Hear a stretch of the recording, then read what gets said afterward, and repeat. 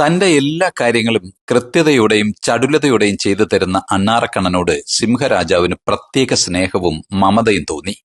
മറ്റുള്ള അണ്ണാന്മാരെപ്പോലെ കളിച്ചും ചിരിച്ചും സമയം കളയാതെ എന്നെ കൃത്യമായി സേവിച്ചു നിന്നാൽ വിരമിക്കുമ്പോൾ ഒരു വലിയ പാരിതോഷികം നിനക്ക് നൽകാമെന്ന് സിംഹം അണ്ണാനോട് പറഞ്ഞു. അതിൽ നിറയെ നിനക്കിഷ്ടപ്പെട്ട ഭക്ഷണമെല്ലാം ഉണ്ടാകും. ഇത് കേട്ട അണ്ണാറക്കണ്ണന് സന്തോഷമായി. അത് അനുസരണയോടെ സിംഹത്തോടൊപ്പം നിന്നു.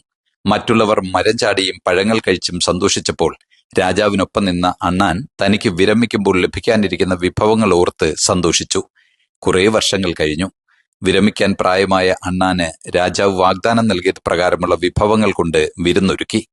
എന്നാൽ ഭക്ഷണ സാധനങ്ങൾ കണ്ട് കണ്ണ് നിറഞ്ഞെങ്കിലും പ്രായം കൊണ്ട് അവശനായ ആ അണ്ണാറക്കണ്ണന് പക്ഷെ അവയൊന്നും തിന്നാനുള്ള ശേഷി ഉണ്ടായിരുന്നില്ല. പ്രിയമുള്ളവരെ, പെൻഷന് വേണ്ടിയും വിരമിച്ചാൽ കിട്ടാവുന്ന സൗഭാഗ്യങ്ങൾ ഓർത്തും പണിയെടുക്കുന്നവരും കിട്ടിയ ജോലി ജീവിതത്തോടൊപ്പം ആസ്വദിച്ച് ചെയ്യുന്നവരും നമുക്കിടയിലുണ്ട്. ഓരോ പ്രവൃത്തിക്കും അതതിന്റെ സമയത്ത് തന്നെ പ്രതിഫലം കിട്ടണം.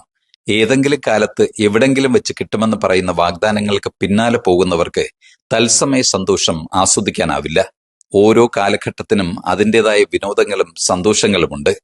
അവയെല്ലാം അതത് സമയത്ത് തന്നെ അനുഭവിക്കണം. കുട്ടിക്കാലത്തെ സന്തോഷങ്ങളല്ല മധ്യവയസ്സിൽ, കൗമാരത്തിന്റെ മുൻഗണനകളല്ല വാർദ്ധക്യത്തിൽ. ആനന്ദാനുഭൂതികൾ അവസാന കാലത്തേക്ക് നീട്ടിവെച്ച് ഇരട്ടിപ്പിക്കാൻ ജീവിതം കൂട്ടുപലിശ കേന്ദ്രമല്ലെന്നോർക്കുക.